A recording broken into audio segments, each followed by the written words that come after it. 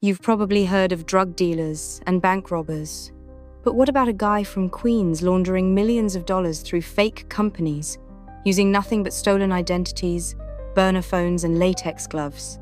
Meet Mukhiddin Kadirov, a construction contractor by day, and a key player in one of the wildest healthcare money laundering schemes you've never heard of.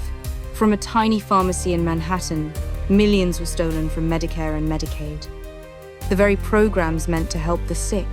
And Kadirov? He helped wash that dirty money clean. Here's how the scheme worked. First, fraudulent checks worth hundreds of thousands were deposited into fake business accounts. These weren't real businesses. They were shell companies with names like Global Wholesale or Med Supply Inc., designed to look boring, safe, legit. But behind the scenes, pure fraud. Once the money hit those accounts, Kadirov wired it out to China, Ukraine, and Russia. Foreign companies would ship cheap goods to Uzbekistan, where they'd be sold for US dollars. That cash? Handed off to families of people back in the US who had paid the network under the table. It was a money carousel. Spin the dollars, clean them up, and no one's supposed to notice. But Kadirov knew it was risky. He used someone else's identity to open the bank accounts. That person wasn't even in the country anymore. At ATMs, he wore latex gloves and covered his face to dodge surveillance cameras. And every call to the bank, made from a burner phone, registered to a fake name.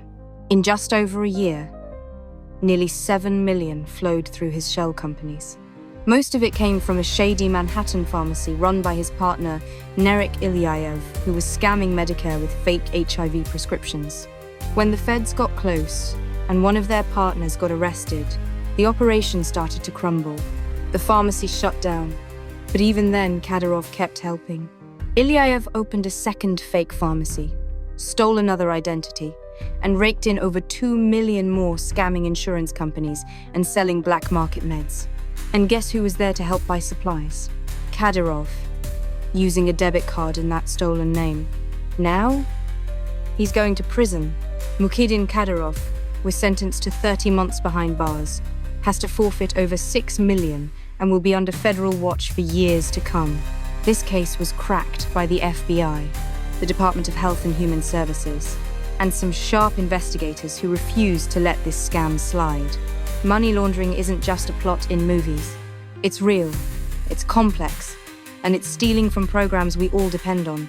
Hit subscribe, and we'll keep pulling back the curtain on how real criminals move millions, and how they finally get caught.